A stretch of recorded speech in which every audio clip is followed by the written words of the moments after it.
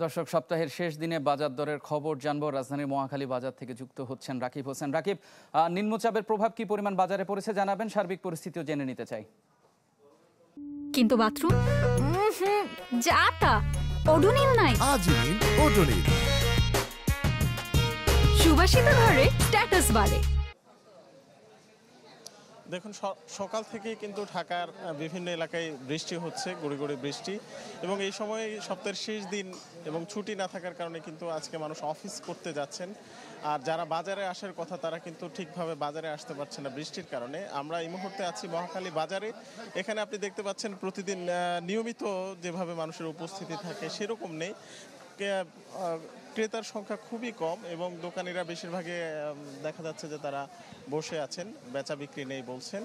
তো নিম্নচাপের প্রভাব সম্পর্কে আপনি যেটি জানতে চাচ্ছেন সেই বিষয়ে আমরা বিক্রেতাদের সাথে কথা বলেছি যে তারা যখন আজকে পাইকারি কাঁচামাল সংগ্রহ করেছেন তখন কি আসলে কোনো ধরনের প্রভাব ছিল কিনা। তারা যেমনটি জানিয়েছে যে আজকে পর্যন্ত তারা কিন্তু পাইকারি মার্কেট থেকে সবজির যে সরবরাহ স্বাভাবিক ছিল এবং তারা স্বাভাবিক দামে কিনে এনেছেন। আজকে তারা খুচরা পর্যায়ে সব ধরনের সবজি কিন্তু বিক্রি করছেন মোটামুটি 40 থেকে 60 টাকার মধ্যেই।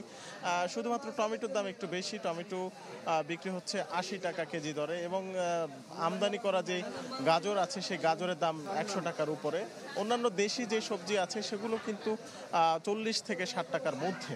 তো ক্রেতার উপস্থিতি যেহেতু কম, কয়েকজন ক্রেতাকে আমরা পেয়েছি, তাদের সাথে কথা বলেছি যে তারা আসলে জরুরি প্রয়োজনের কারণে এই বৃষ্টির মধ্যে বাজার করতে এসেছেন, এবং তারা বলছেন যে না, বেশ কিছুদিন ধরেই সবজির দাম মোটামুটি কম থাকার কারণে তারা একটু স্বস্তিতে রয়েছেন।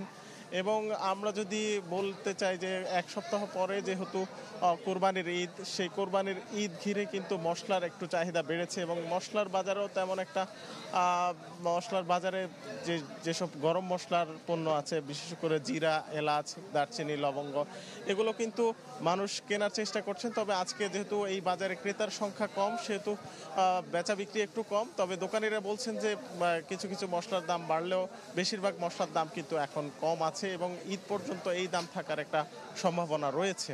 ইফতে।